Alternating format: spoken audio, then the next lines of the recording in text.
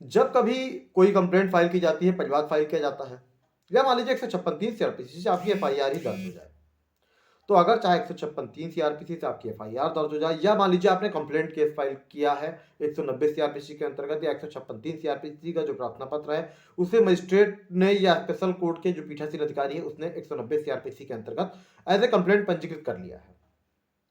तो अब अगर मान लीजिए आपका मामला एज ए कंप्लेंट पंजीकृत कर लिया गया या एफआईआर ही दर्ज हो गई, तो उस सिचुएशन में आपको पेश करने होंगे अपने साक्षीगण, यानी जो आपके विटनेसेस हैं उनको पेश करना होगा। कंप्लेंट केस पे भी अगर जो विटनेस हैं तो उनके एफिडेविट देने होंगे, और उसके बाद न्यायालय उनसे पूछताछ करेगी 202 सीआरपीसी के अंतर्गत कि आपने इस घटना को देखी है, इस घटना के बारे में क्या जानते हैं, क्या सत्यता है, अभियुक्त कौन था, अभियुक्त को कैसे जानते हैं, कहाँ पर हुई थी, कितने समय में हुई थी। तो ये सारी चीजें न्यायालय पूछती है, इंक्वायरी करती है। तो क्या इसके लिए कोई निश्चित साक्षियों की संख्या है? मतलब जो भी कुछ अगर आप मान लीजिए 190 सीआरपीसी में चाहे आपकी कंप्लेंट दर्ज हो, या 156(3) सीआरपीसी से एफआईआर दर्ज करने का आदेश हो, या 154 सीआरपीसी से मान लीजिए सीधे आप थाने पर ही आपकी एफआईआर दर्ज हो जाए, तो क्या उसमें जरूरी है कि साक्षी की कोई निश्चित संख्या है? कितने साक्षी होने चाहिए? 1 होने चाहिए, 10 होने चाहिए, 20 होने चाहिए? तो फ्रेंड्स बिल्कुल भी नहीं, ऐसा बिल्कुल भी नहीं है। एविडेंस एक्ट 1872 के अनुसार जो भाग 3 चैप्टर 9 और सेक्शन 134 में जो व्यवस्था है, यानी साक्ष्य अधिनियम की धारा 134 में जो व्यवस्था है, जो कहा गया है कि किसी भी तथ्य को साबित करने के लिए साक्ष्यों की कोई निश्चित संख्या के विषय में कोई प्रावधान नहीं है। मतलब कितने गवाही आपके होंगे, कितने साक्षीगण होंगे, इसके विषय में कोई निश्चित प्रावधान नहीं है। आपके एक साक्षी भी हो सकते हैं किसी मैटर में, और 10 भी हो सकते हैं।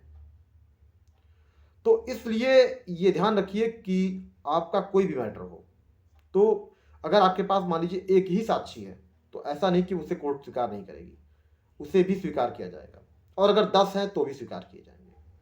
वैसे थोड़ा सा प्रैक्टिकली ये है कि किसी भी ऐसे मैटर में जब 190 सीआरपीसी के अंतर्गत कंप्लेंट में कोई मामला मान लीजिए पंजीकृत कर लिया जाए, या कोई अन्य भी तथ्य हो या कोई अन्य मामला हो, तो मिनिमम 2 साक्षियों से ये होता है कि 2 साक्षी अगर हो तो ज़्यादा बेहतर होगा, कि अगर मान लीजिए एक ने बयान दिया है तो दूसरा उसको सपोर्ट करता हो। ऐसा ना हो कि एक अपने बयान में कुछ कह रहा हो और दूसरा उसको कंट्राइंडिकेट करके, यानी विरोधाभास में कुछ कह रहा हो। तो इसीलिए होता है कि 2 साक्षी अगर हो तो वो चीज़ थोड़ा सा ज़्यादा स्पष्ट हो जाएगी, उसका प्रभाव ज़्यादा हो जाएगा। इसीलिए 2 साक्षी माने जाते हैं कि 2 साक्षी प्रस्तुत कर दिए जाएँ। लेकिन जो साक्ष्य अधिनियम में व्यवस्था है 134 में, साक्ष्य अधिनियम की धारा 134 में, तो उसमें साक्षियों की कोई निश्चित संख्या कहीं भी उल्लेख नहीं की गई है कि कोई भी निश्चित साक्षी संख्या नहीं होनी चाहिए। एक साक्षी है तो भी आपका तथ्य साबित हो सकता है। लेकिन प्रैक्टिकली ये है कि हाँ, एक से अधिक अगर साक्षीगण है तो अच्छा होगा आपके मामले के लिए, क्योंकि कोई भी साक्षीगण मान लीजिए परीक्षण में कभी अगर कुछ तथ्य उससे छूट जाते हैं तो जो दूसरा साक्षीगण होगा वो सपोर्ट में पूरा पूरा कर देगा। या अगर मान लीजिए कोई साक्षी ऐसा है जो कुछ गलत कह रहा हो तो दूसरा साक्षी उसको स्पष्ट कर देगा। इसलिए एक से अधिक साक्षी ही मैक्सिमम मैटर्स में प्रस्तुत किए जाते हैं, ताकि कुछ आपके जो तथ्य हैं उन्हें साबित किया जा सके। ऐसा ना हो कि एक साक्षी कहीं कुछ कहे और फिर सपोर्ट में अगर कुछ नहीं है तो फिर उसके साक्ष्य पर ही सारा केस डिसाइड हो जाएगा। इसीलिए साक्षियों की संख्या जो है एक से अधिक जानबूझ के रखी जाती है कि कम से कम 2 साक्षी रखे जाते हैं।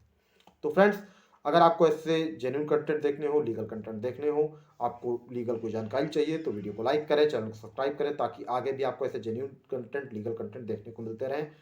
Thank you for watching.